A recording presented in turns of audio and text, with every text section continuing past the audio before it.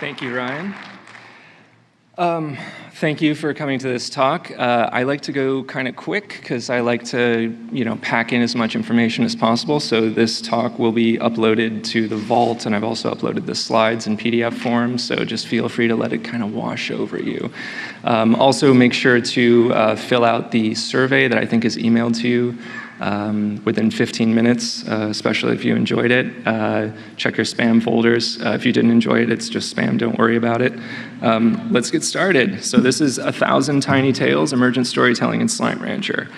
And who I am is the co-founder and CEO of Monami Park. I designed Slime Rancher. I also designed Spiral Knights back when I was at 3 Rings and Sega. And there's me on Twitter, but don't follow me yet. Let me earn it. Let me also tell you why I'm giving this talk. I think emergent storytelling is super valuable for indies. It is something that effectively generates content, and I don't think enough games are doing it. So as an indie, you can stand out by implementing this in your game, and it's also what makes games surprising, and I think that's one of the most important things a video game can be, is surprising. Is everyone familiar with Slime Rancher? Show of hands maybe who's played it or any. Oh wow, awesome. Thank you so much. I still need to introduce it because some people aren't familiar with it. So it's a first-person farming, ranching game with slimes. The name of the game is very apt. There's a very heavy physics simulation. It's super chaotic, and the world emphasizes exploration. It has a sort of an original Zelda-like quality to it, where you kind of just go off wherever you want, and you are slowly unlocking portions of the world. And so let's see a trailer of Slime Rancher in action.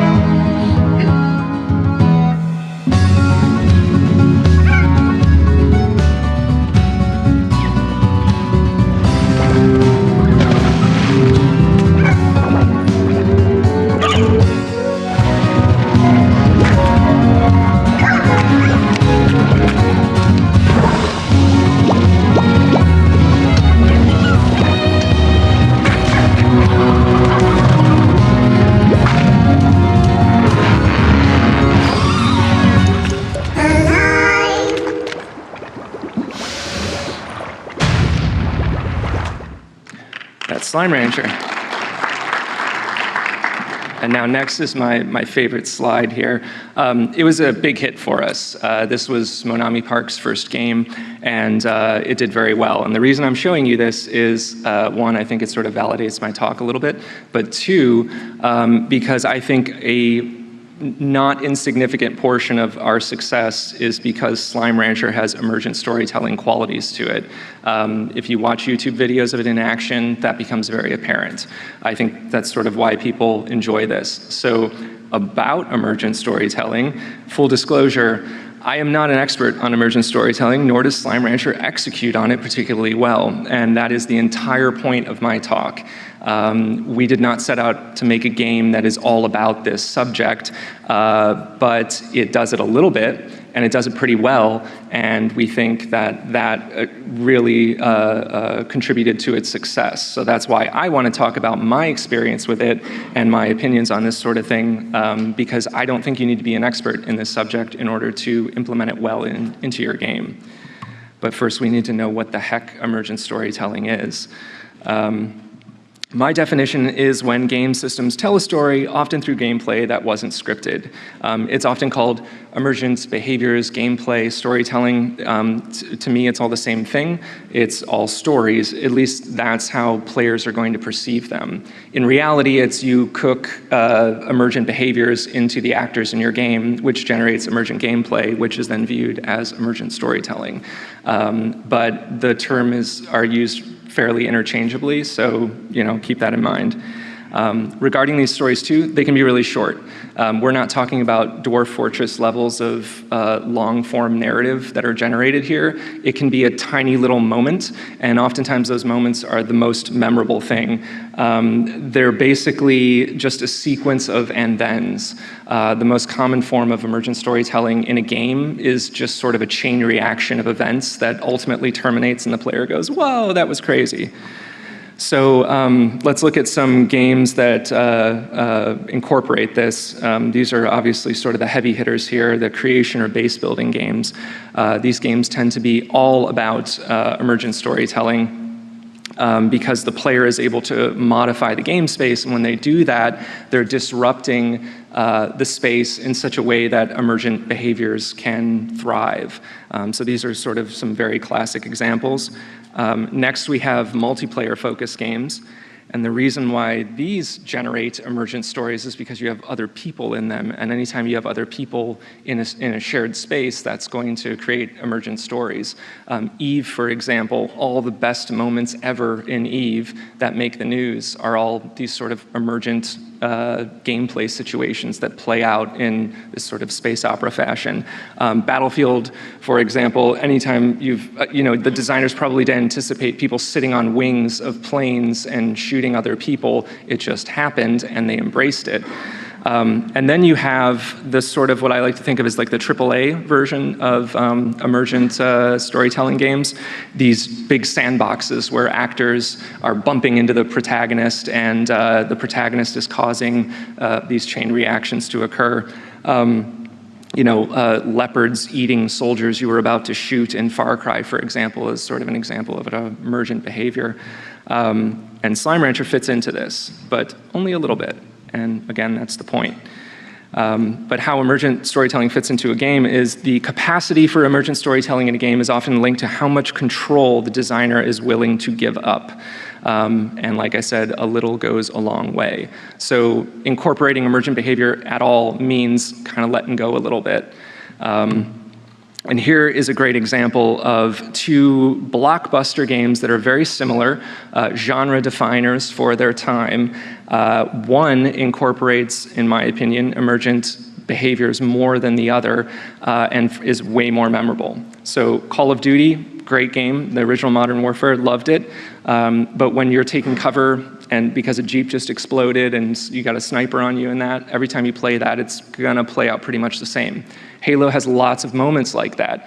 There's also a moment multiple times in the game where they say, get in a warthog and get to point B, and you could do that, and then it plays like Call of Duty. Or you can jump it off a ramp with grenades fused to the back of it to get some extra push and land on the next encounter, just ending it before the designer ever sort of intended. And that is a great example of people kind of creating their own fun using the toys that the developer left for them. And for that reason, Halo for me is way more memorable. So now, how is emergent storytelling used in Slime Rancher, kind of the focus of this talk? But before we begin, the golden rule is emergent storytelling is a collision of wants and needs. Wants should always inform needs, positively or negatively. That is how I think of emergent storytelling in Slime Rancher and all other games. Your actors have wants and they have needs. And when those collide, really interesting things happen, really memorable things happen. So let's cover slime needs. There's only three, and one of them you're probably not familiar with. Slimes need to eat, they need to not die, and they sometimes need to go somewhere for no reason, which is a hidden need, and we threw that in there just to add variance.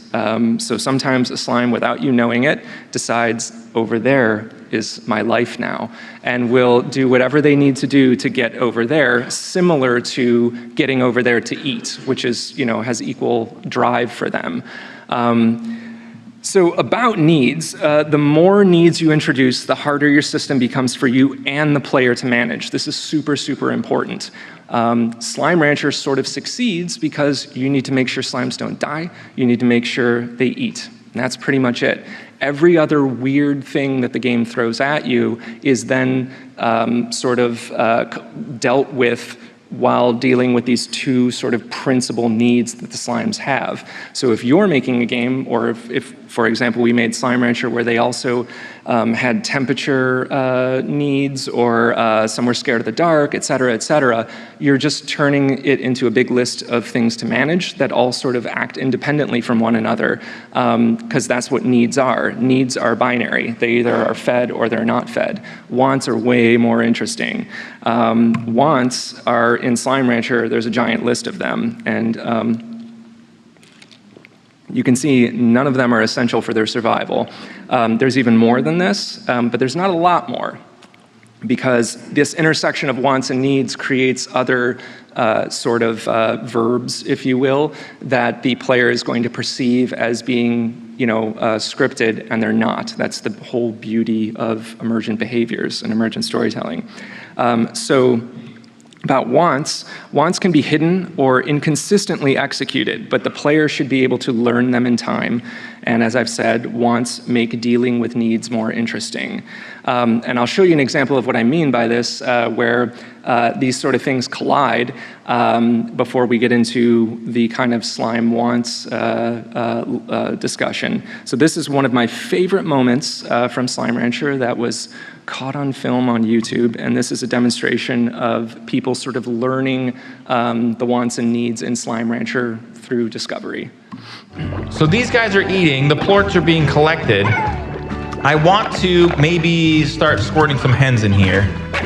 And pogo fruit? Oh, sorry guys. I had those eat them as well. No, no, no, why did you get sucked out? How'd you get out? No, they made like a little thing, like they're smart brains. They use their brains to get out. Get back in there. All right, our hens are in here. I don't know if having these guys in a corral is gonna be good or not. Wait, they jumped over. They totally escaped, they are. It's like they're smart. Oh, are they trying to get? That's so cool, man. These guys are smart and they like, oh, sorry. Yeah, you guys can hang out in there. It's like they're trying to get over to the chickens. So you can't hold a food source too close or they'll escape. This game is so interesting. So the great thing about that moment is that you can even watch that, play the game for yourself, and because of these emergent behaviors that we have, you're going to get your own version of that at some point in the experience. You might even have that in mind, and it takes you off guard because you didn't quite understand just the limits of their stacking behavior and everything. But most of that is wants. The only need that they had in that shot was they wanted that chicken. Contrary to at least his belief, slimes aren't smart, not by a long shot, but they knew they wanted that chicken, and they incorporated their wants, many of them, in order to achieve that. And so the first one is stacking. And you may think, if you've played the game, that they do this willingly. They don't. When slimes are close together, they may attempt to stack. They can spawn pre-stacked, and that's sort of our nod to Dragon Quest. But in the wild, players just sort of look at this behavior as playing, because almost never in the wild are slimes seemingly stacking with a purpose.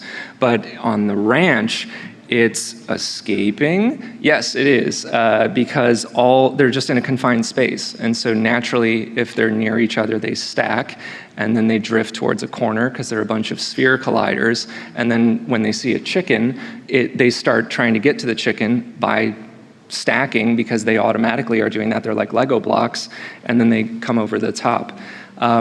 So this behavior was really just a happy accident. The original design for Slime Rancher had them just jumping higher and higher and higher until they would get out, and that kind of felt cheap. They still do that. The slimes get bouncier the hungrier they are, but the stacking is what really sold it. And it was because the player can then look at that and say they're cooperating, but they're not. They're not at all cooperating, but the player writes that story for themselves. And that is our little emergent story every time slimes are hungry and they want to get out. There's also flying, which is perceived as rescuing a lot of the time. Phosphor slimes can fly, simple as that. But if they're stacked at the time, they will carry whatever is underneath them away, and there's really no limit to that. And this was, once again, a happy accident. We knew they could fly, and then later we added the stacking, and then we just saw one of them carrying his buddy away one day. We're like, this is amazing. But it used to be that they could just fly infinitely, and every once in a while they still get away with that, and we're kind of okay with it, because it just sort of reads as like they really wanted to get away. Like, those two are buddies, they're a bonded pair, they're gonna start a life together, and that's okay. So we love this, and half of it, like I said, was accidents, and that is sort of half of the player experience as well. It's going to seem like accidents, these collisions of things. And we have some that seem kind of, they're more subtle, like stealing.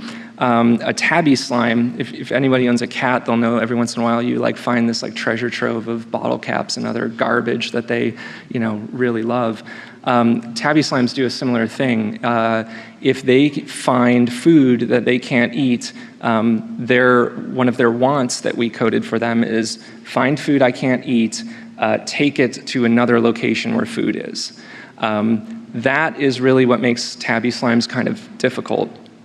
And this plays out in so many different ways, and that's the best part of it.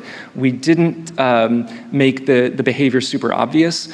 We didn't add any other layers to it. By keeping it simple, it's like open connection points. It allows it to receive the connections from all these other wants and needs out there. The more specific you make something, the more limited it's going to be. So if like tabby slimes only stole carrots at night and blah, blah, blah, like the player's just gonna miss it. So you make it as open as possible. In the case of stealing, he's taking food from one food pile basically to another that he's creating. If the player observes that alone, they say, oh look, it's just like a normal cat, it's hoarding treasure. If other slimes are eating at the food pile at point B, the player says, oh, look, the tabby slimes, they bring food to other slimes. They're so charitable. If other slimes are eating over here, they say tabby slimes steal food from other slimes. They're so sly like that. And that's the beauty of the system. They're not interacting with one another. Slimes just have a want or a need to eat, so they're going to be there anyway. And sometimes they bring that carrot over, and that carrot shouldn't be there because the other food pile was all fruit, and the largos that ate over there then cause a tar outbreak because we've just introduced sort of foreign matter over there. And so it's, this chain reaction. Next is explosions, which these probably come the closest to this like highly specific behavior that doesn't have as many connection points. But it's really a player hazard. These boom slimes are designed to be more difficult. Their plorts are more valuable.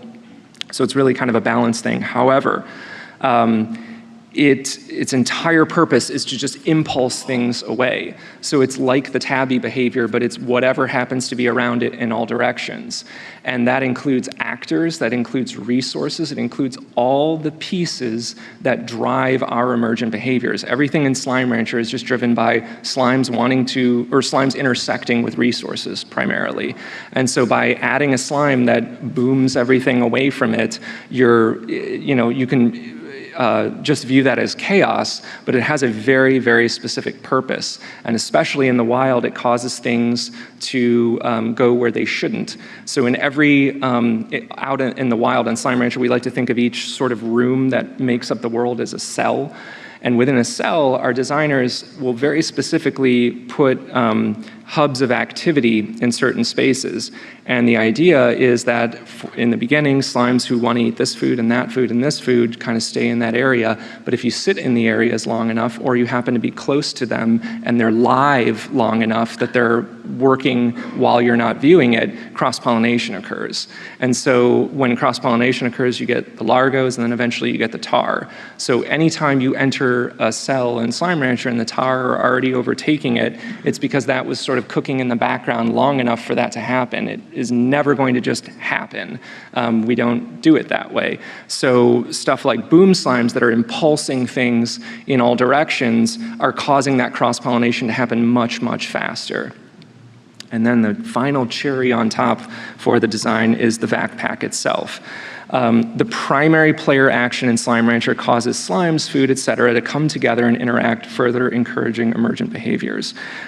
So if all other systems that I just described completely fall on their ass, we have the vac pack as the great equalizer, because at the very least, everything that the player does in order to drive the action in the game to accomplish their objectives is bringing slimes and resources together.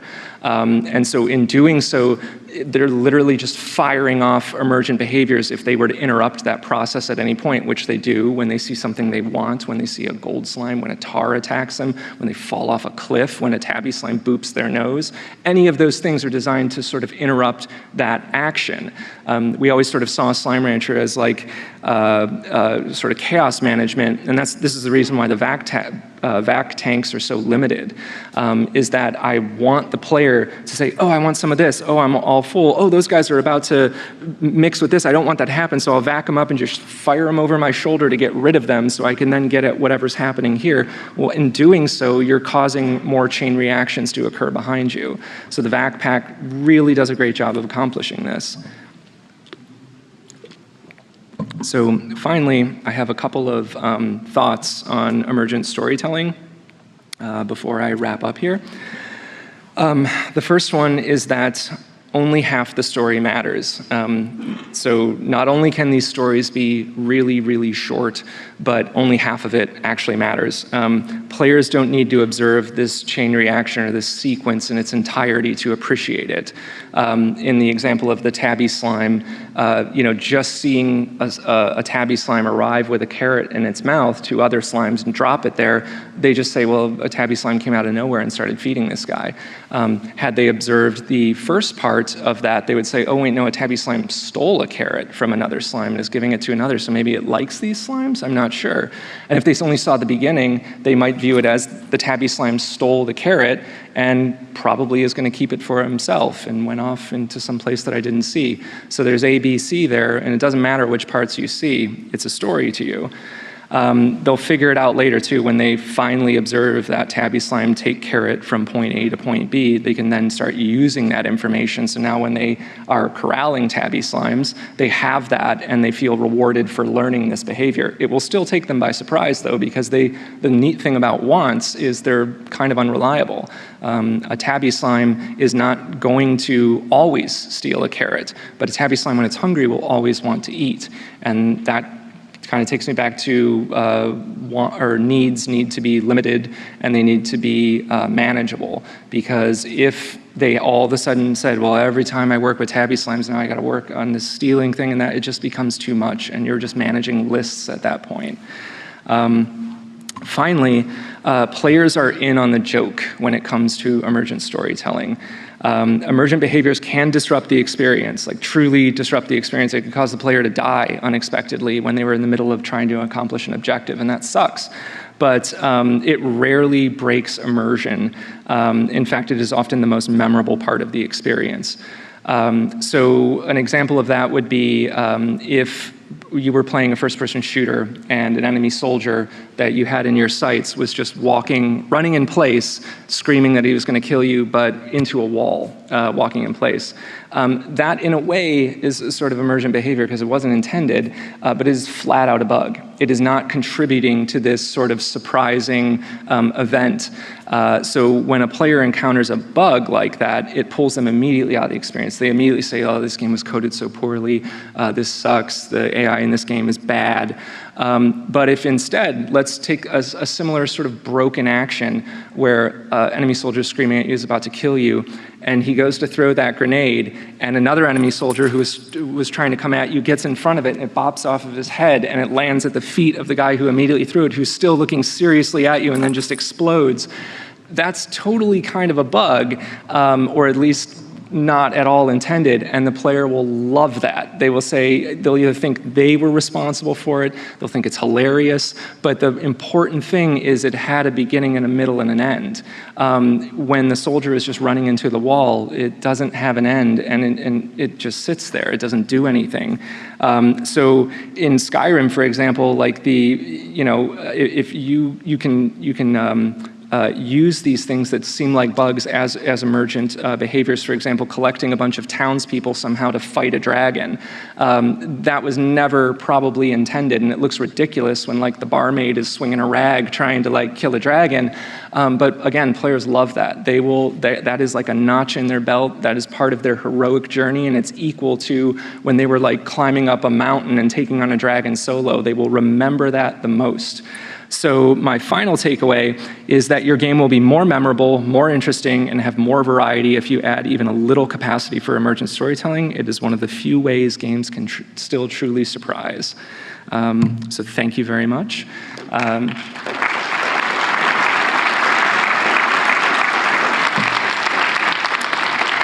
I think now we're going to take some questions. Yeah, just make sure you come up to the mics in the aisles if you have a question. Yep. And while you're asking your question, ignore the giant chicken. There is no giant chicken. Just ignore the giant chicken. I'm the first. All right. All right. Please say your name and where you're from. My name's Stephen Lumpkin. I'm from Montreal. Nice to meet you. You as well. Thank you very much. From a production perspective, what do you do when you're talking about like how to structure and build? Man, this echo is like crazy.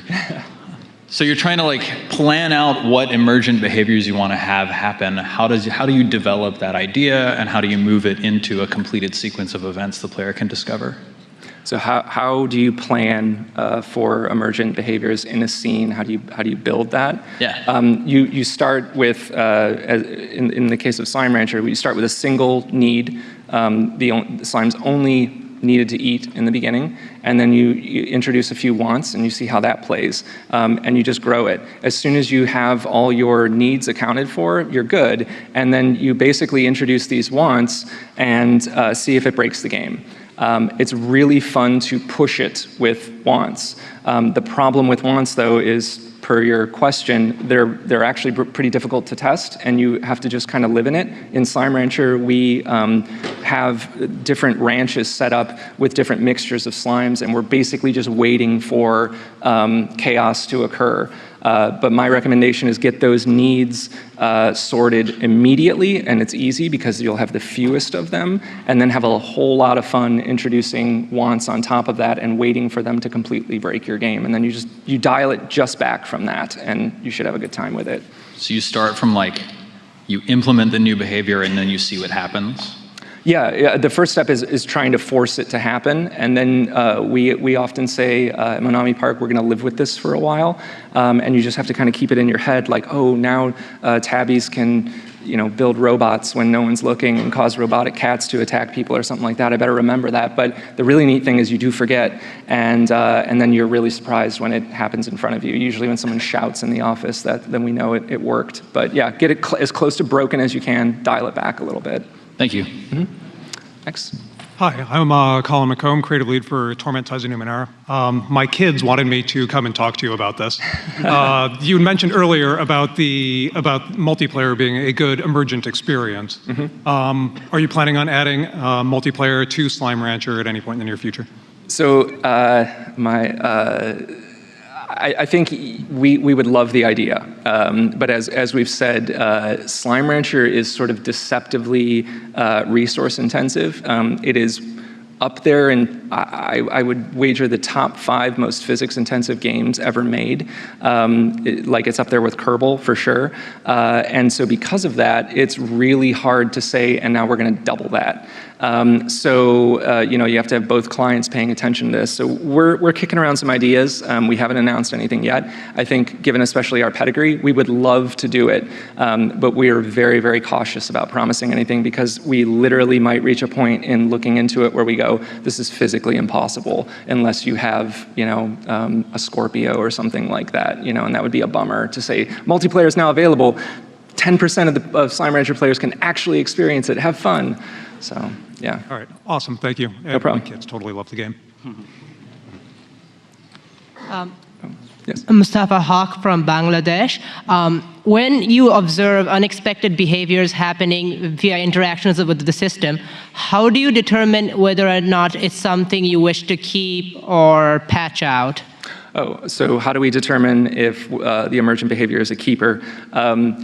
going back to at least my belief, games should be surprising. If it will generate a surprise, and it will generate a surprise maybe in a different way later on, it's worth keeping. If it really feels like it's breaking the game, or every time this thing crops up, it kills the player's progress in some way, like it makes it not fun, then we're in trouble. But I firmly believe in that. There's an old like roguelike term, yet another stupid death, and that is totally applicable to emergent behavior, where if you can make it fun enough to fail, you can keep that in there. But as soon as it just feels cheap, we nix it. But so far, we really haven't killed too much stuff. It's just dial it back away from broken, and it's usually worth keeping. So, but also, connection points, having that interact with as many other things as possible. We probably wouldn't design a slime like the rad slime anymore, which affects the player, and that was it, pretty much. You know, the new objective is like